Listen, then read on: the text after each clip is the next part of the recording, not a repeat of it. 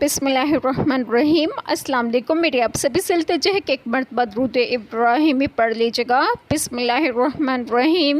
اللہم صلی علی محمد وعلی آل محمد کما صلیت علی ابراہیم وعلی آل ابراہیم انک حمید مجید۔ اللہم بارک علی محمد وعلی آل محمد کما بارکت علی ابراہیم وعلی آل ابراہیم انک حمید مجید۔ بسم اللہ الرحمن الرحیم۔ اور اگر کتاب والے ایمان لاتے اور پرہیزگاری کرتے تو ضرور ہم ان کے گناہ اتار دیتے اور ضرور انہیں چین کے باغوں میں لے جاتے، اور اگر قائم رکھتے توریت اور انجیل اور جو کچھ ان کی طرف ان کے رب کی طرف سے اترا تو انہیں رزق ملتا اوپر سے اور ان کے پاؤں کے نیچے سے۔ ان میں کوئی گروہ اعتدال پر ہے اور ان میں اکثر بہت ہی برے کام کر رہے ہیں۔ بسم اللہ الرحمن الرحیم۔ آج جو بات میں آپ لوگوں سے ڈسکس کروں گی وہ یہ ہے کہ اس پہلی آیت کریمہ میں ہے کہ اور اگر کتاب والے ایمان لاتے اور پرہیزگاری کرتے تو ضرور ہم ان کے گناہ اتار دیتے، یعنی اگر اہل کتاب ایمان لے آتے اور تقوی اختیار کرتے تو ہم ان کے گناہ معاف کر دیتے اور ضرور انہیں چین کے باغوں میں لے جاتے، انہیں ہم نعمتوں والی جنتوں میں داخل کرتے۔ اور اس سے اگلے آیت کریمہ میں ہے کہ اور اگر قائم رکھتے توریت اور انجیل، اس طرح کے سید عالم صلی اللہ علیہ وسلم پر ایمان لاتے اور آپ صلی اللہ علیہ وسلم کا اتباع کرتے کہ توریت و انجیل میں اس کا حکم دیا گیا ہے۔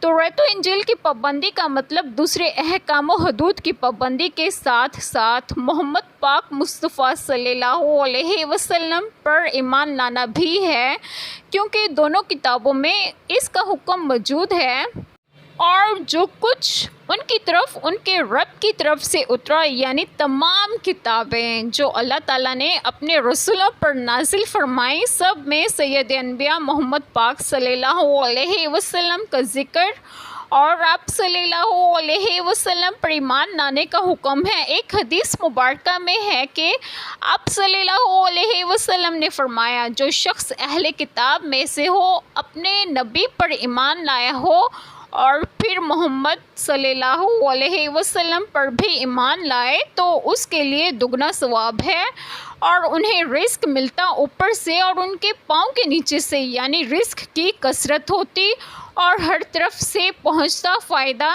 اس آیت کریمہ سے معلوم ہوا کہ دین کی پابندی اور اللہ تعالیٰ کی اطاعت و فرمان برداری سے رزق میں وسعت ہوتی ہے۔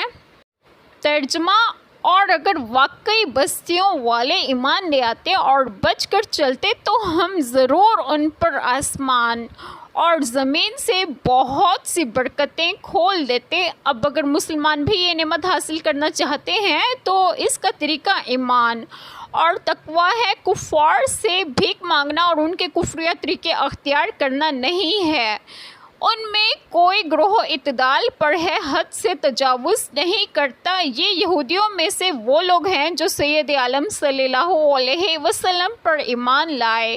ان سے مراد وہ اہل کتاب ہیں جو مسلمان ہو گئے تھے، جیسے حضرت عبداللہ بن سلام رضی اللہ عنہما اور ان کے ساتھی، اور ان میں سے اکثر بہت ہی برے کام کر رہے ہیں۔ اس سے مراد پکیا یہودی ہیں جو ایمان نہیں لائے اور کفر پر جمے ہوئے ہیں۔ ایک چھوٹی سی دعا جو میں کروں گی کہ اللہ تعالیٰ ہم سب کے تمام گناہوں کو معاف فرمائیں اور ہمیں صراط مستقیم کی راہ پر گامزن کریں، اور آپ سب کی تمام جائز دعائیں قبول فرمائیں، اور جو لوگ بے اولاد ہیں انہیں نیک اور صالحین اولاد عطا فرمائیں، اور جو لوگ بیمار ہیں انہیں صحت و تندرستگی بھی عطا فرمائیں، اور آپ سب کو آپ کے گھروں میں خوش و خرم رکھیں اور صحت و تندرستگی بھی دیں۔ آمین۔ جزاک اللہ خیر۔